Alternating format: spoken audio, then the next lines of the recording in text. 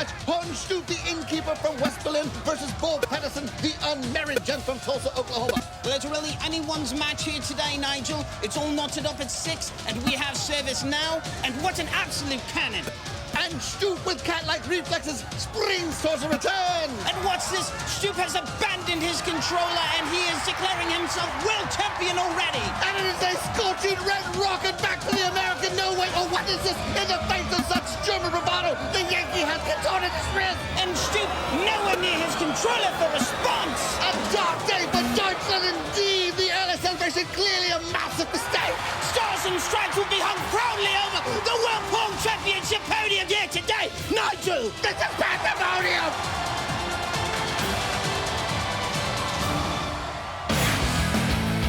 I don't know a lot about sports, but I can drink a lot of beer. My motto is simple: C's get degrees. Need a long, inappropriate hug? I'm your man. I think I'm smarter than you, because I probably am. Howard Coward for box score. Hello and welcome to the Box Score. I'm Brock in Los Angeles. They are the Danettes in New York City. You guys had a great show today, headlined by an awesome actor, Michael B. Jordan. Now, he checks a lot of boxes for you guys. Starred in Friday Night Lights and now the newest movie, Creed, in the Rocky series. But he's just sort of getting started. McLovin, who would you say is the greatest sports actor of all time? Wow. Well, right off the top of my head, Kevin Costner did a golf movie, done 2 baseball movies. But you know, he doesn't really feel sporty enough.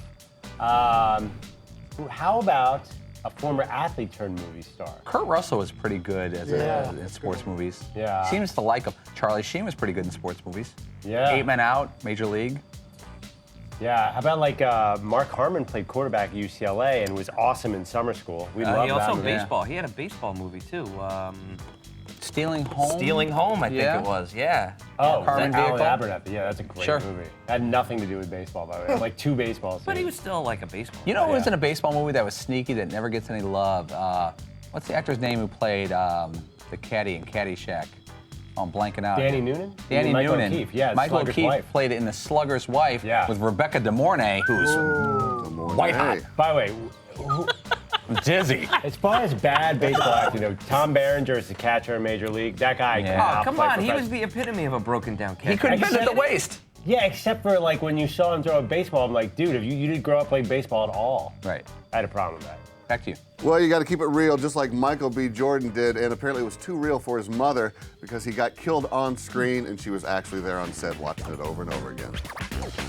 I remember being on set, and my dad had came up to Baltimore to visit because, you know, it was a big moment. Everybody knew I was getting killed off and stuff like that. And I think she came up literally to console my mother because I wouldn't let her on set. I said, Mom, no, you can't be on set. Just stay in the trailer during the scene. I don't want you around. And of course, she found her way into Video Village, and I can hear the sobs. When you're getting Sean? I can hear the sobs. No, I mean, because we didn't do it in one take. You know, obviously, you know, you had to do coverage and stuff like that. So, I mean, somewhere down the line in one of the takes, I can hear her. And I'm just like, Mom, no. You know, it's funny. When your parents are around, you're like acutely aware. Like right now, my parents are in the studio, and I'm very aware of it. And I can remember in like sports moments or something, being like, oh, like I'm pitching, and you're like, all right, my parents are over there. And I can imagine what his mom was going through and how he felt in that moment. But today, even more, I'd hit him closer to home because there was a young man here who just kept dying on the show over and over again. There we go. And I couldn't think about how his mom reacted watching the show. Yeah. And Fritzy just time and time again. What'd your mom say? Brutal death scene. Not a lot of weeping. Looking at plots and Are they where used to put it the at body. this point? You would think they'd You're be used sort to of it. killed off on a weekly basis here. I'm at good some for a point. couple like times a week at least. I'm good for one of You're these like the drummer for Spinal Tap. It's either a left turn that's not funny or something that's just not funny. Killed Kenny. When you have the combination of Kenny, both. that's it, yeah. More of, Kenny. something that isn't particularly clever or funny, and it's a left turn, then you get the double jeopardy situation. And my mom is, she's got some friends and family over there sending her baskets, and there's a mourning process involved. All right, left turn right back to Michael B. Jordan. He actually says that a show he gets a lot of questions about is Friday Night Lights. And his character, Vince Howard, where would he have gone to play in college? Well, hold on to your hats, kids, because that mystery is now solved. Got all the media here. star quarterback. Ladies and gentlemen, Vince Guys ready to go? Howard. I know it's been after much debate and speculation. I've sat down with my family, mom, dad, Corey. What's going on, guys? And I've decided to go to Michigan State. Whoa! East Lansing, taking my talents to East Lansing. This is awesome, man. This guy, I mean, in 10 years from now, I don't know if we're ever going to be able to get him back in studio because this guy, I think, is superstar actor written all of them. He's almost there now. I loved him in The Wire. He's on The Wire for just one season. I loved him in Friday Night Lights. And there's this, if you're a Friday Night geek like me, there's always this joke. What happened to the guys afterwards? Did Riggins end up going to college, or what happened to Vince Howard? So I was like, I asked him before, I said, would you do this? He's like, oh yeah. Because I get asked about that all the time because we could put it to bed right now. So it's really fun, and we tweeted that out and put that bit out there and tweeted the video out. And there's guys for the Big Ten Network who are like playing with it and reporting it. A guy from the covers the Michigan State football team for the local paper said, huge get for the Sparty football, and they're having fun with it. So I thought, it just shows where this guy is a superstar. I really believe so, and it's nice to get him kind of, not early, kind of like on the rise of it, but he's a household name already. Absolutely, on the ascent. Fritzy, you're a Rocky super fan. You seem to know way too much about the series. Where does the Creed movie rank in all these 53 Rocky movies? Wow. I actually liked it a lot. I thought it was really entertaining. I can't put it up with the first four with Clubber Lang and Apollo Creed and Yvonne Drago. Give me your top I would three. probably put it... No, give me your top three. My top three, I would probably go Rocky 2 first. Ooh. That is insane. Insane. You've already... And Rocky 1 second. Rocky 2? I know You have over Rocky. What's your favorite Godfather? It's too easy 3? to say Rocky first. So, I don't know. I'm going to go Rocky 2 yes, because first. Rocky's 100 times better than Rocky 2. Nobody... Rocky 1 second, You go Rocky 1, 3 third. 1, 3, 4 is the only acceptable answer. I'm going 2, 1, 3, 4. And I'm going to stick 3 is Michael Clubber B. Lang. Jordan and Creed in the 4 fifth spot. is Russia. It's Drago. 4 is Yvonne Drago. 1, 3, 4 is your? I'm a 1, 3, 4. What are you guys? 1, 3, 4. So what, 2 is not even in the top 3? 2 is not good, dude. I kind of feel like 1 and 2 are just like, I can't actually in my head tell them apart. I feel like they're the same one. So I just lump them together. I hear that. But One's a real movie. The first Rocky is a real dramatic movie where at that time it was not hokey. And I think it won awards. It may have won the Oscar for best movie. I remember seeing that and wanting with my dad, and my dad was running out of the room. He was like, he wanted to kill somebody. He was like, this is the best thing. He was, it's the best non-Burt Reynolds movie he'd ever seen, he told me. That's a direct quote. Love you, Dad. Oh, my God. Smoking the band. I'm in high-speed pursuit. All right, coming up, Mr. Tell-All stops by. Turns out he wrote a book about the Ram 1500 Eco Diesel of all things. Yes, in the chapter, it's a page-turner. Climbing hills, hauling boats, towing trailers, delivering cords of wood to your mother-in-law. It does all that stuff, and very dramatically, and with great language, too. Get more facts at ramtrucks.com. Guts, glory, Ram.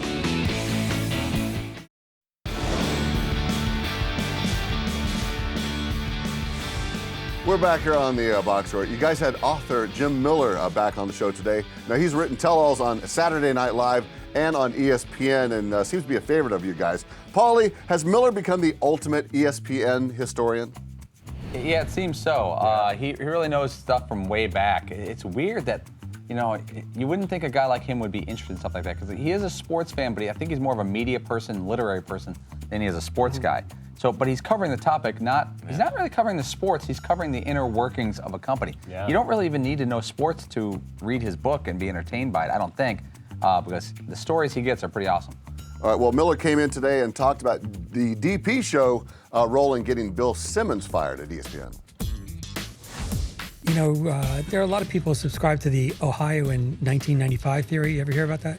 It's like allegedly that in the state of Ohio in 1895 there were 2 cars and they collided. I mean, the whole state there were only 2 cars and they collided. So I think that, like from the moment that Simmons said, he called Commissioner Goodell a liar, and I dare you to suspend me, and he got suspended that fall. I think things were on a certain track anyway, but certainly his appearance on your show speeded things up considerably. I really hate to do this, but I do not understand the Ohio car thing. I didn't understand it then. There were only 2 cars in the whole state. Yes. And they got into an accident. Okay. It's like an inevitability. It's like, yeah, so like how... Well, so they were on the same road at the same time? Like, it didn't matter what Bill Simmons did and what John Skipper, the people at ESPN did. Something was going to happen and they were going to collide. But why and ours was just the tipping point. Why were the cars in Ohio bound to collide? So here's the deal. There's like wide open roads. You'd think they could have cleared steering. I didn't want to admit that, but since you brought it up, you tripped a little bit. I was probably more I was like, confused. actually, I didn't even hear like the next 2 minutes. I'm like, all right, there are two cars. Are they headed? Do you think you guys are a little too literal? Probably. It seemed like some algebra problem. But he said it as if, well, you know about the story of the two cars in Ohio. He said there was a theory. There's this theory. But why is that? It's like that one train's going 40 miles an hour. Like, I thought going 20. this type of where will they exact meet thing would be your entire education at Dartmouth. Like a sort of... That you would be like thinking about these types of things. It sounds like a philosophy paradigm, right? Like a philosophy kind of thing. It sounded like there could have been a better way. I wish I was to, fired get right the now. point. So nobody else was like pause on that whole... I'm actually going to... Can I get his email saying what the heck? No, I moved on mentally to other things. I mean, there's only two cars in the whole damn confusion. state. Like, they can't avoid each other? But Like, Ohio's a big state. There's got to be a way to... One thing I think is funny, though, is that Jim Miller, he knows the story about Bill Simmons, but he doesn't know the story from our end of it. He's never asked us what happened, because we were the guys who booked him on the show and dealt with the aftermath with ESPN and with Bill himself. So it's funny that he's the writer of all this stuff, but he never asked us from our end what happened. Dan probably told him some things, but who knows? And when we have him on too, though, like I think I even said this to Andrew today. Like I don't know how many people are really all that interested in a lot of this stuff, but I find it fascinating. Yeah. But when you can talk about like a specific person like Bill Simmons and him getting fired, it's sort of gossipy and like, oh, okay, I mean, he's got like 1 billion Twitter followers and people are really interested in him. So when you can fine tune it on that, it's interesting. But then we start getting into like, what happens when a la carte comes in? Right. And like you have to really be tuned in and like plugged in as a consumer and future things about like state of the industry. So what do you think Joe Average Dan Patrick Show listener, who's actually lives in Iowa, Joe Average? Oh, yeah? He's listening in. He has a car. He's in one of 2 cars in the state of Iowa. Ultimately, he's going to find the Dan Patrick Is he Show, interested in Jim Miller? Right. I think so. I think because it's Dan hosting, yes. Yeah, right. Because if you think about it, you have one of the most popular faces in ESPN history asking the historian of ESPN about stuff. Right. So if it was another host, you'd be like, this doesn't really get me. And there's a certain amount of trust that you'd put it in. Like, all right, so he finds this interesting enough, then Always. I'll Good let point. him. Always. Well, the industry has changed, guys, a lot since Dan has left the mothership, and ESPN has seemingly come to a fork in the road. Seton, besides letting you guys walk, what has been ESPN's biggest mistake? ESPN's biggest mistake. I think that's the number one mistake. Well, I think their biggest mistake was trying to keep talent down. There was a point where certain people like Dan and Keith Olbermann and Chris Berman and a whole like sort of like that class of ESPN talent became bigger than the brand and sort of bigger than the ESPN name and bigger than the letters is what they would always say. And there was like this sort of like maybe unspoken movement, or maybe it was very spoken, I don't know, I was never at that level, but to make sure that the brand was always, those 4 letters were always the star. And then that's when you started to see like just this revolving door of people going through there that you're like, I don't know who these people are, but they're all sort of the same, or like no big personalities and no big characters. And now you actually see them swinging back the other way, where all of a sudden it's like, hey, don't miss John Buccigross tonight. And they're like promoting their people and their talent, which is of like stark contrast from where they were before. And Ravitch and that beautiful hair of his. I still think their biggest mistake is canceling pro beach hockey. And of course, a slam ball. That's a big mistake. Coming up, some rock and roll divas await.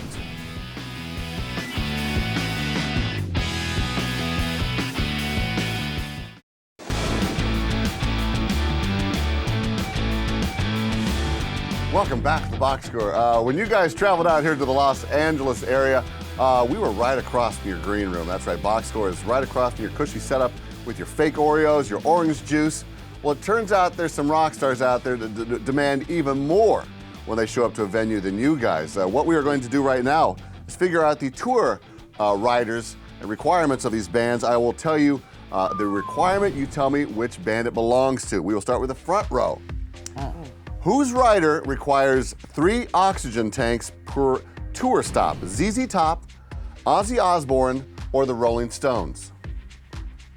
Holy smokes. There's got to be an all of the above option on that. Golly, I was going to say, it's just the number of tanks, not... I think it's got to be the Rolling Stones. I don't think Ozzy requires oxygen anymore. Okay, ZZ Top only has 3 members.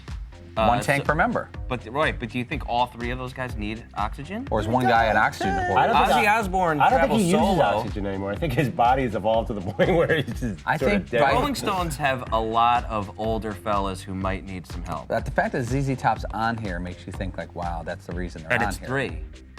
You pick it. You're the rock guy. I got to stick with the Rolling Stones.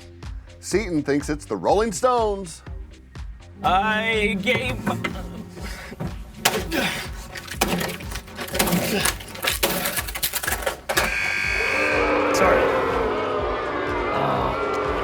I'm sorry, we were looking for Ozzy Osbourne, the Prince of Darkness. All right, back row. You could have also said Rosemary Clooney. Back row, who requested an inflatable animal at least 5 feet tall to be purchased, inflated, and left in the backstage dressing room? Is this Deadmau5, Marilyn Manson, or Katy Perry? Oh. I thought they were talking about when Frampton would let the animals out, and then Pink Floyd always had the animals out. Wasn't Katy Perry on like a big dinosaur during Super Bowl? Yeah, What do Katy you think? Perry's into crap like that. But then again, that's an all of the above situation right there. but why would they put Deadmau5 on there? I know. Fritzy, Go what is ahead, Deadmau5? My initial thought was Deadmau5 is something about some kind of rodent. I that's read an not interview with feeling Marilyn well. Manson before, like the normal Marilyn Manson's 5 times crazier than the old Yeah, but Marilyn Manson Manson. doesn't. Yeah, go with Katy Perry. We're gonna go Katy Perry. It's probably Is it Katy Perry? I gave.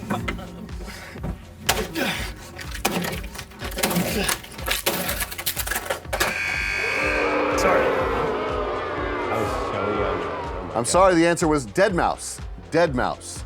Ah. That's Front so row. lame.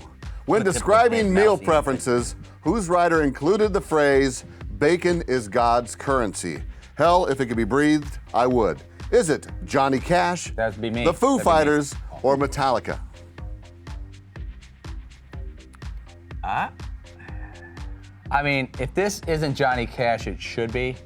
Because that guy, he seems like a first team all bacon. I was going right there with you. I'm not saying those other guys didn't say it, but I'd be very happy if Johnny Cash did. Is it Johnny Cash? I gave.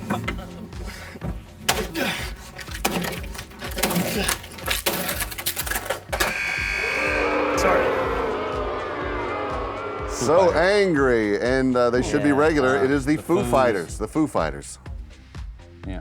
Yeah, wouldn't ironically hit Cash said it, but he said it differently. Yeah, I want some damn bacon. Back row, who demands a brand new toilet seat be installed for the dressing room bathroom before every show? Is it Fritzy. Prince, Fritzy, Mary J. Blige, or Paul McCartney? Oh, I think this one's easy. I think it's Prince.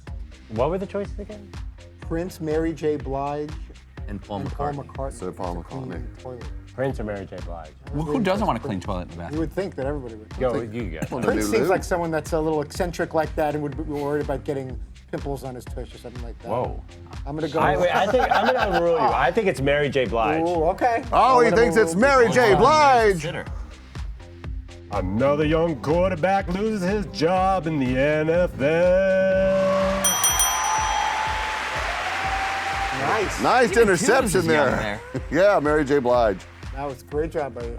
Front row.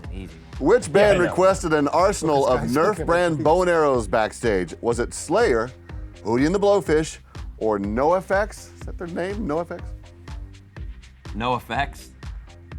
Man, since No Effects is Hootie and the Blowfish stands out there. I don't know. Darius and the guys. In the old days? I would say No Effects because there's really no reason that anybody would ever mention No Effects. We're going to go with the NoFXs. The Is No it Effects. the NoFXs? I gave.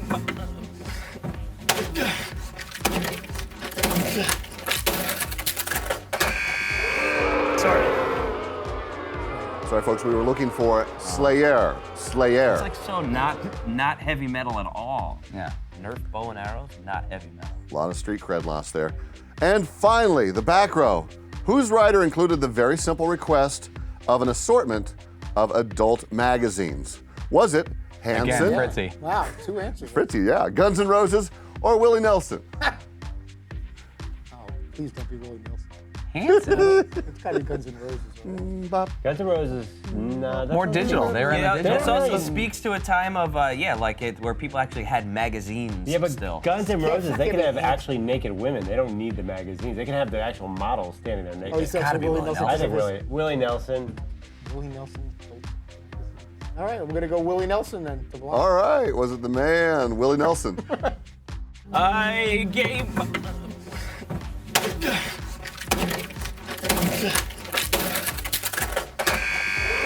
Sorry. You might as well be asking about The musical group we were looking for was Guns N' Roses. My interception. Guns N' Roses. the Guns N' Roses. Wow. It was Hanson that had all of the hookers and blow. All right, the winning row is the back row. Congratulations. Congratulations, guys. Don't go away. It's about ready to get very sexy in the man cave.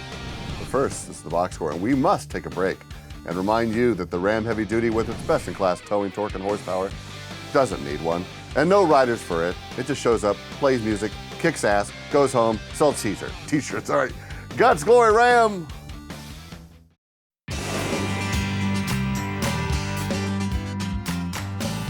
Oh, we're closing up shop here on the box score. Guys, huge news today. David Beckham has been declared the sexiest man alive. Finally, something to lift his spirits. Wow. Seton, let's say you were on the chair or on the board or the committee to select sexiest man alive. Who would you have voted for other than Bex and Tom Brady? I'm not sure that person exists. I mean, let's be real about it. There's no second place. Yeah. Come on, guys. I don't know. Maybe. Well, Jeets, but I don't know. Not really. Love affair's kind of gone. He's a little doughy these days. Yeah, he's retired and getting married and stuff. Who else is like a super hunk? Why do I always think of George Clooney? I don't know. Brad Pitt. Ryan Gosling. All the people that I try to Hemsworth. style haircuts, I steal their haircuts. So, yeah, Gosling. Right, Dude's, he's a hunk for sure. The Notebook. Chad, Any of what's these his guys have been eligible. You know, Paulie. Yeah, but really, I mean, it's a In the huge dancing drop-off, movie, though. Paulie, I believe you have some good news for us. Do we have any surprise guests, sir? Sure do. The I-Team loves to have great interviews. We're going to bring in the ever-popular Judy O'Connor, mother of Francine O'Connor. Glad to meet you, Mrs. O'Connor. Glad to have you. Please take my seat. Now, unfortunately, we don't have time to get into an in-depth conversation. Oh, must-kiss situation. I know you're proud of your son. Your husband's here. It's a great time. I just want you to give us a story we have not heard about little Poochie Buns. Something in the old days. Brutal. It could be trouble. It could be a sweet story. The floor is yours. I'm happy. Speak up, please. I'm happy he's doing big boy things now, but Patrick in high school wanted a car, and of course he didn't have enough money for it, and he said, "Mom, I've got a deal for you. You give me half the money, you get to use the car half the time." That seems like a good deal. Yeah. Good deal. I said, "Now, how long did it take you to come up with this deal? Yeah. I'm never going to use that car." Do you remember what kind of car it was? Or did he end up getting Oh, I know exactly what it was. Oh, okay. It was. We bought it for $1,000, $500 a piece. It was an '88 Volkswagen Fox Yes. 4-speed. It was Yes. dope. It was rad. Probably my favorite car I've ever had. Now, last question before you go. Yes. What do you like in the neighborhood when the topic of kids comes up and you talk about your son? Oh, that just that I'm very proud of him. And But do you tell people to watch a show in the neighborhood and things like that? oh, sure. Oh, every chance I get. Say, do you ever watch the Dan Patrick show? Seton's my son. There you go. Of course. Wait, I have one more of course. question. Yes. Favorite Danette other than Seton? Wow. Oh, that's a good question. That's a good question. It has to That's be not fair. Fritzy. Yeah, I fair love enough. Fritzy. I gave her a 10 spot before the. It was great having you on. Hopefully, you have you on again. Oh, thank you. This is great. Thank Let you. me tell you That's nice. something. My mom went extremely easy because there's a whole slew of stories. I mean, just me and the amount of times that I've gone to the bathroom on the side of the New York State Thruway could take up a whole week of shows. So We'll get into that tomorrow. Oh, that's right. I forgot about There's those. a bee. I can't. There's a bee. I can't. There's a bee. Like, just go to the bathroom. I can't. Great. I love that. Always when you pass that